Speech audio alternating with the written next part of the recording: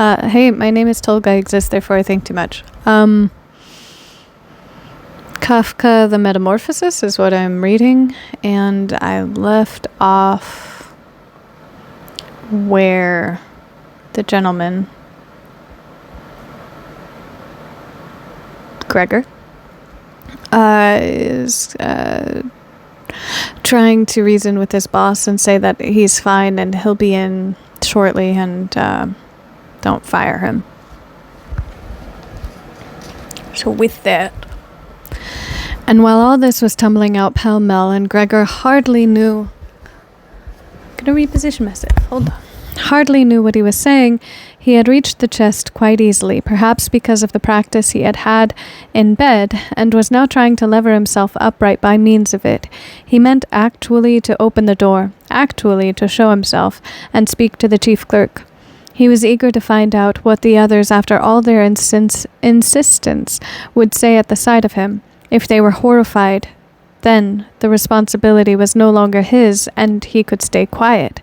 But if they took it calmly, then he had no reason either to be upset, and could really get to the station for the 8 o'clock train if he hurried. At first, he slipped down a few times from the polished surface of the chest, but at length, with a last heave, he stood upright.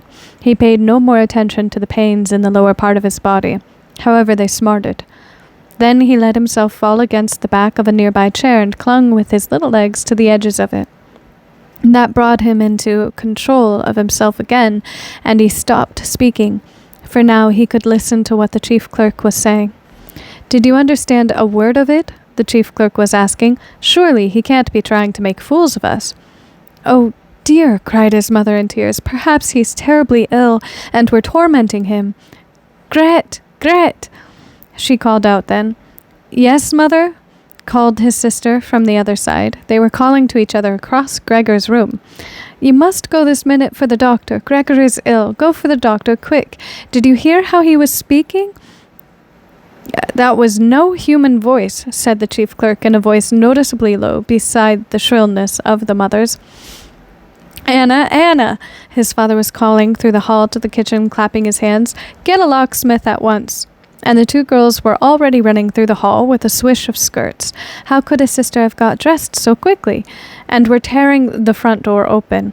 There was no sound of its closing again. They had evidently left it open, as one does in houses where some great misfortune has happened. But Gregor was now much calmer. The words he uttered were no longer understandable, apparently, although they seemed clear enough to him, even clearer than before, perhaps because his ear had grown accustomed to the sound of them. Yet at any rate, people now believed that something was wrong with him, and were ready to help him. The positive certainty with which these first measures had been taken comforted him. He felt himself drawn once more into the human circle and hoped for great and remarkable results from both the doctor and the locksmith, without really distinguishing precisely between them. To make his voice as clear as possible for the decisive conversation that was now imminent, he coughed a little, as quietly as he could, of course, since this noise, too, might not sound like a human cough for all he was able to judge. In the next room, meanwhile, there was complete silence. Perhaps his parents were sitting at the table with the chief clerk, whispering. Perhaps they were all leaning against the door and listening. Slowly, Gregor pushed the chair toward the door, then let go of it, caught hold of the door for support. The soles at the end of his little legs were somewhat sticky, and rested against it for a moment after his efforts. Then he set himself to turning the key in the lock with his mouth. It seemed, unhappily, that he hadn't really any teeth. What could he grip the key with? But help, he did manage to set the key in motion. Oops, never mind. But on the other hand, his jaws were certainly very strong. With their help, he did manage to set the key in motion, heedless of the fact that he was undoubtedly damaging them somewhere, since a brown fluid issued from his mouth, flowed over the key, and dripped on the floor. "Just listen to that," said the chief clerk next door. "He's turning the key." That was a great encouragement to Gregor, but they should all have shouted encouragement to him, his father and mother too. "Go on, Gregor," they should have called out. "Keep going. Hold on to that key." and in the belief that they were all following his efforts intently, he clenched his jaws recklessly on the key with all the force at his command. As the turning of the key progressed, he circled around the lock, holding on now only with his mouth, pushing on the key as required, or pulling it down again with all the weight of his body. The louder click of the finally yielding lock literally quickened Gregor. With a deep breath of relief, he said to himself, "So I didn't need the locksmith," and laid his head on the handle to open the door wide. Since he had to pull the door toward him, he was still invisible when it was really wide open. He had to edge himself slowly around the near half of the double door, and to do it very carefully if he was not to fall plump upon his back just on the threshold. He was still carrying out this difficult maneuver with no time to observe anything else when he heard the chief clerk utter a loud "Ho!" It sounded like a gust of wind, and now he could see the man standing as he was nearest to the door, clapping one hand before his open mouth and slowly backing away as if driven by some invisible steady pressure. His mother, in spite of the chief clerk's being there, her hair was still undone and sticking up in all directions, first clasped her hands and looked at his father, then took 2 steps toward Gregor and fell on the floor among her outspread skirts, her face quite hidden on her breast. His father nodded his fist with a fierce expression on his face, as if he meant that's what that said, as if he meant to knock Gregor back into his room, then looked uncertainly around the living room, covered his eyes with his hands, and wept till his great chest heaved. Gregor did not go now into the living room, but leaned against the inside of the firmly shut wing of the door so that only half his body was visible, and his head above it bending sideways to look at the others. The light had meanwhile strengthened on the other side of the street. One could see clearly a section of the endlessly long, dark grey building opposite. It was a hospital. Abruptly punctuated by its row of regular windows, the rain was still falling, but only in large, singly discernible and literally singly splashing drops. The breakfast dishes were set out on the table lavishly, for breakfast was the most important meal of the day to Gregor's father, who lingered it out for hours over various newspapers. Right opposite Gregor on the wall hung a photograph of himself in military service as a lieutenant, hand on sword, a carefree smile on his face, inviting one to respect his uniform and military bearing. The door leading to the hall was open, and one could see that the front door stood open too, showing the landing beyond and the beginning of the stairs going down. "Well," said Gregor, knowing perfectly that he was the only one who had retained any composure, "I'll put my clothes on at once, pack up my samples, and start off. Will you only let me go? You see, sir, I'm not obstinate, and I'm willing to work. Traveling is a hard life, but I couldn't live without it. Where are you going, sir? To the office? Yes? Will you give a true account of all this? One can be temporarily incapacitated, but that's just the moment for remembering former services and bearing in mind that later on, when the incapacity has been got over, one will certainly work with all the more industry and concentration. I'm loyally bound to serve the chief. You know that very well. Besides, I have to provide for my parents and my sister. I'm in great difficulties, but I'll get out of them again. Don't make things any worse for me than they are. Stand up for me in the firm. Travelers are not popular there, I know.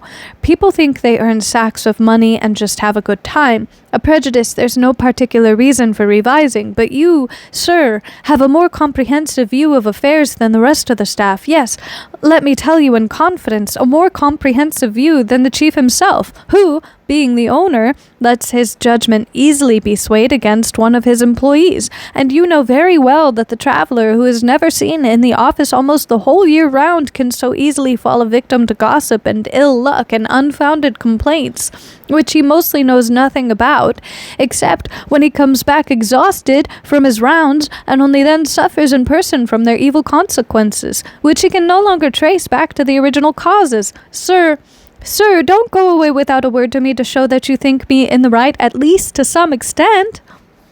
But at Gregor's very first words, the chief clerk had already backed away and only stared at him with parted lips over one twitching shoulder. And while Gregor was speaking, he did not stand still one moment, but stole away toward the door without taking his eyes off Gregor, yet only an inch at a time, as if obeying some secret injunction to leave the room. He was already at the hall, and the suddenness with which he took his last step out of the living room would have made one believe he had burned the sole of his foot. Once in the hall, he stretched his right arm before him toward the staircase, as if some supernatural power were waiting there to deliver him. Gregor perceived that the chief clerk must on no account be allowed to go away in this frame of mind, and his position in the firm, if his position in the firm were not to be endangered to the utmost. His parents did not understand this so well. They had convinced themselves in the course of years that Gregor was settled for life in this firm, and besides they were so preoccupied with their immediate troubles that all foresight had forsaken them. Yet Gregor had this foresight. The chief clerk must be detained, soothed, persuaded, and finally won over. The whole future of Gregor and his family depended on it. If only his sister had been there. She was intelligent. She had begun to cry while Gregor was still lying quietly on his back, and no doubt the chief clerk, so partial to ladies, would have been guided by her. She would have shut the door of the flat and in the hall talked him out of his horror. But she was not there, and Gregor would have to handle the situation himself, and without remembering that he was still unaware what powers of movement he possessed, without even remembering that his words, in all possibility, indeed in all likelihood, would again be unintelligible, he let go the wing of the door, pushed himself through the opening, started to walk toward the chief clerk, who was already ridiculously clinging with both hands to the railing on the landing. But immediately, as he was feeling for a support, he fell down with a little cry upon all his numerous legs. Hardly was he down when he experienced for the first time this morning a sense of physical comfort. His legs had firm ground under them. They were completely obedient, as he noted with joy. They even strove to carry him forward in whatever direction he chose, and he was inclined to believe that a final relief from all his sufferings was at hand. But in the same moment, as he found himself on the floor, rocking with suppressed eagerness to move, not far from his mother, indeed just in front of her, she, who had seemed so completely crushed, sprang all at once to her feet, her arms and fingers outspread, cried, "Help, for God's sake, help!" Bent her head down as if to see Gregor better, yet on the contrary kept backing senselessly away, had quite forgotten that the laden table stood behind her, sat upon it hastily, as if in absence of mind, when she bumped into it, and seemed altogether unaware that the big coffee pot beside her was upset, and pouring coffee in a flood over the carpet. Mother, said Gregor in a low voice, and looked up at her. The chief clerk, for the moment, had quite slipped from his mind. Instead, he could not resist snapping his jaws together at the sight of the streaming coffee. That made his mother scream again. She fled from the table and fell into the arms of his father, who hastened to catch her, but Gregor had now no time to spare for his parents. The chief clerk was already on the stairs with his chin on the banisters. He was taking one last backward look. Gregor made a spring, to be as sure as possible of overtaking him. The chief clerk must have divined his intention, for he leapt down several steps and vanished. He was still yelling, "Ugh!" and it echoed through the whole staircase. Unfortunately, the flight of the chief clerk seemed completely to upset Gregor's father, who had remained relatively calm until now, for instead of running after the man himself, or at least not hindering Gregor in his pursuit, he seized in his right hand the walking stick that the chief clerk had left behind on a chair, together with a hat and greatcoat, snatched in his left hand a large newspaper from the table, and began stamping his feet and flourishing the stick and the newspaper to drive Gregor back into his room. No entreaty of Gregor's availed. Indeed, no entreaty was even understood. However humbly he bent his head, his father only stamped on the floor the more loudly. Behind his father, his mother had torn open a window, despite the cold weather, and was leaning far out of it with her face in her hands. A strong draught set in from the street to the staircase. The window curtains blew in. The newspapers on the table fluttered. Stray pages whisked over the floor. Pitilessly, Gregor's father drove him back, hissing and crying, "Shoo!" like a savage. But Gregor was quite unpracticed in walking backwards. It really was a slow business. If he only had a chance to turn around, he could get back to his room at once. But he was afraid of exasperating his father by the slowness of such a rotation, and at any moment the stick in his father's hand might hit him a fatal blow on the back or on the head. In the end, however, nothing else was left for him to do, since, to his horror, he observed that in moving backwards, he could not even control the direction he took. And so, keeping an anxious eye on his father all the time over his shoulder, he began to turn around as quickly as he could, which was in reality very slowly. Perhaps his father noted his good intentions, for he did not interfere except every now and then to help him in the maneuver from a distance with the point of the stick. If only he would have stopped making that unbearable hissing noise. It made Gregor quite lose his head. He had turned almost completely around when the hissing noise so distracted him that he even turned a little the wrong way again. But when at last his head was fortunately right in front of the doorway, it appeared that his body was too broad simply to get through the opening. His father, of course, in his present mood, was far from thinking of such a thing as opening the other half of the door to let Gregor have enough space. He had merely the fixed idea of driving Gregor back into his room as quickly as possible. He would never have suffered Gregor to make the circumstantial preparations for standing up on end and perhaps slipping his way through the door. Maybe he was now making more noise than ever to urge Gregor forward, as if no obstacle impeded him. To Gregor, anyhow, the noise in his rear sounded no longer like the voice of one single father. This was really no joke, and Gregor thrust himself, come what might, into the doorway. One side of his body rose up. He was tilted at an angle in the doorway. His flank was quite bruised. Horrid blotches stained the white floor.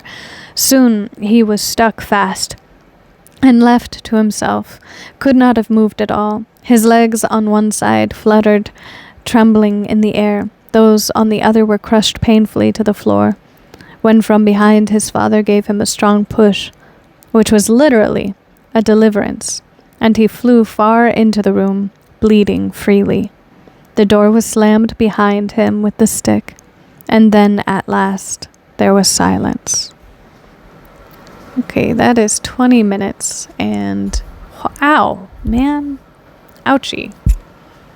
Alright, so one of my steadfast commenters, thank you, started going over the work, which I only read a little bit of, admittedly, so I now understand that the metaphor is about a working man and how society treats him, and that's as far as I got in the comment, I promise. But past that, the metaphor that I am understanding is, even in him being terribly out of himself, let's say he was sick, and that's what the metaphor is supposed to be. He is still hyper aware and hyper concerned of the perception of his person. And even in him being put out, he takes on the responsibility of everybody else who simultaneously does not want the responsibility themselves. And then, at the time, both the newspaper and the breakfast being the most important meal of the day, I don't know if Kafka was from the US or from a different culture, but I do know that it was, what do they call that? It was essentially a plan mitigated by the government to sell the breakfast being the most important meal of the day to those who were working class families. And not only does it promote more hunger so that you eat more and therein regulates an economy and promotes more farm work therein, But it was supposed to, or how it was sold to the public was that it's supposed to give you more stamina throughout the day to get through heavy labor or labor intensive work. So his father making a whole thing hour-long breakfast or hours-long breakfast is much like blue-collar workers with their 3 martini lunch.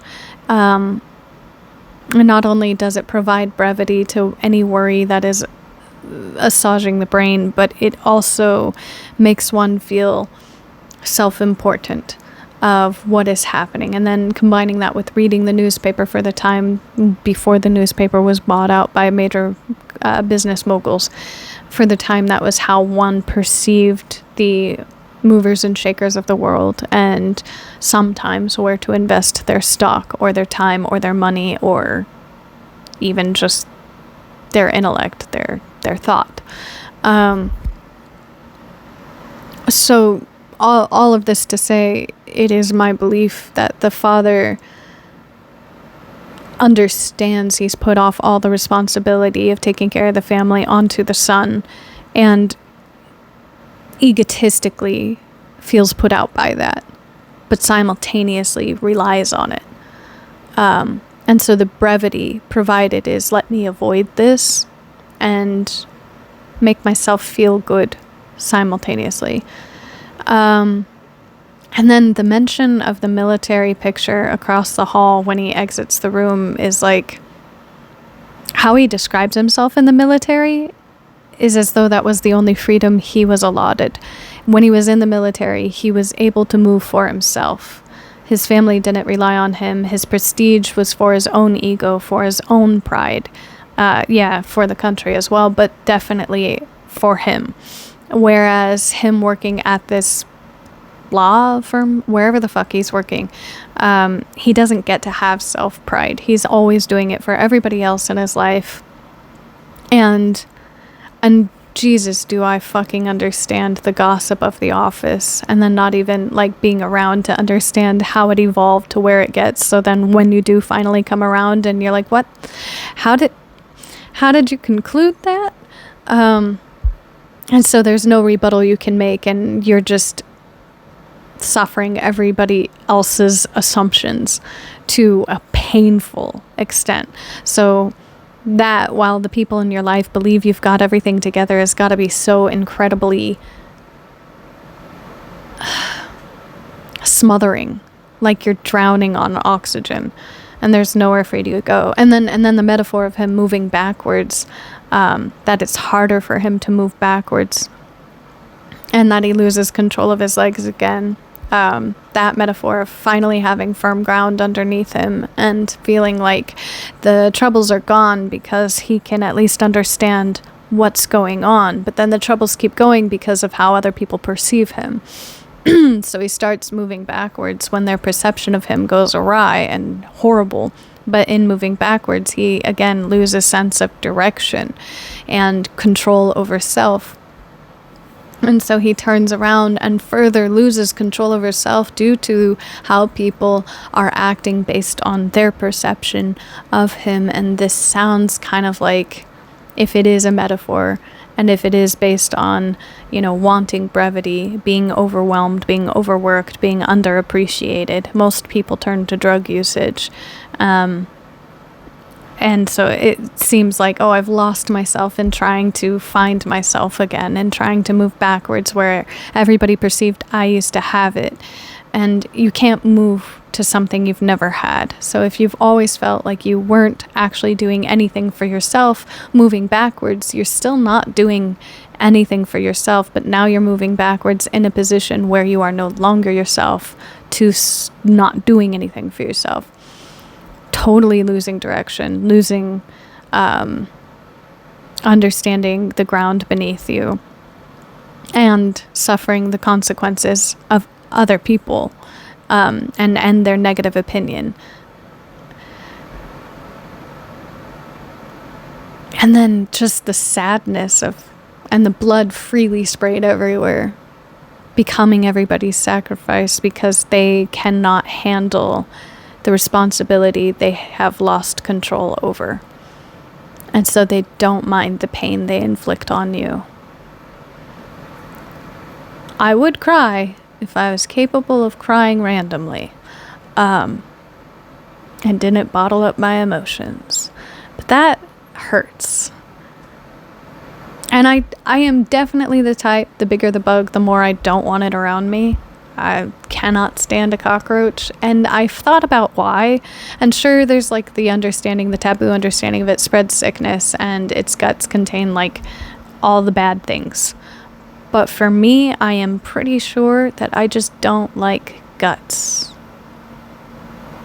And I say this because in the situation where he has been turned into a large bug, I want to sit there and be like, I'd be human about it. You know, I'd understand it's still him. I'd want to help him. But no one knows how they're going to act until something happens. Everybody says like, oh, in a situation of life and death, I would defend others, I'd protect, I would do all this. And you really don't know. I didn't know that I fawn instead of flee or fight. I literally freeze on the spot like I'm a statue. It's pretty bad. And so while my personality is fight, my whole being is freeze.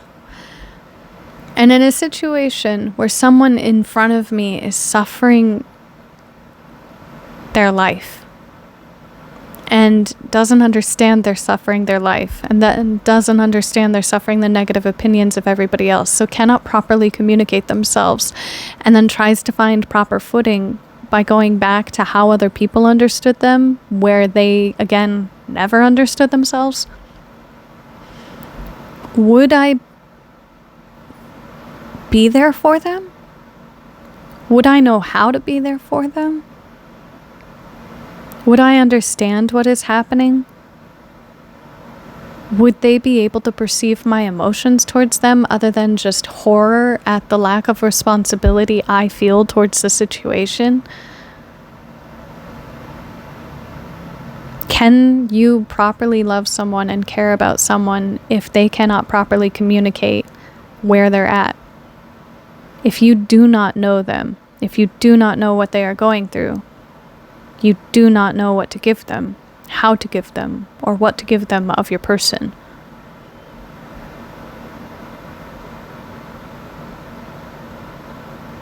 Observation is one thing, but you can only get so far. It's suffocating, that's the word. Yeah, suffocating for everyone. And then it begins the cycle where everybody invests heavily into themselves to escape, and then in doing so creates a messier hell of everything. Oh, awful. Bad time. And the bug guts thing, I wouldn't kill the bug in front of me, especially if it's talking, but I would be reacting to the snapping of the jaw. Sounds like a grasshopper. Terribly. I would be afraid. But I am an idiot. I have shoved my hand in a dog's mouth accidentally because I just wanted the dog to smell my hand. I thought we'd be friends afterwards. That did not happen.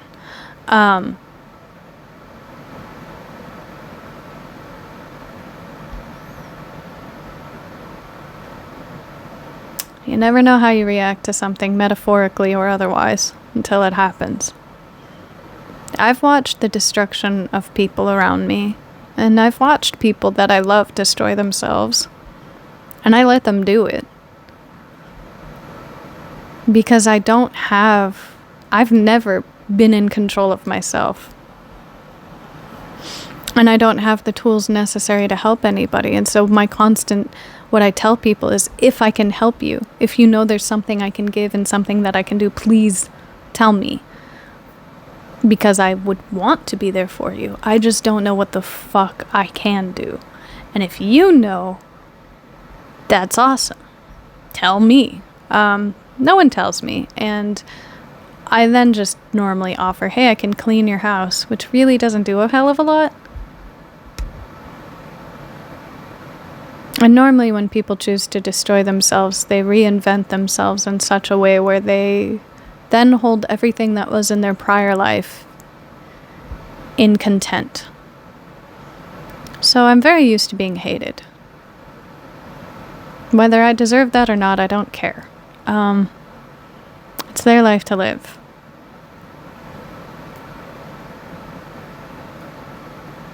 All this to say it's painful for everybody. Group therapy. And I mean, good luck to the therapist having to work that shit out if anybody actually wanted to take time to work it out. Most people don't. Most people don't afford themselves, let alone anybody past that. This is painful. Good job, Kafka. Okay, on that note, eat well, drink well, sleep well, be well. May your wants align with your needs. And good night. Bye-bye.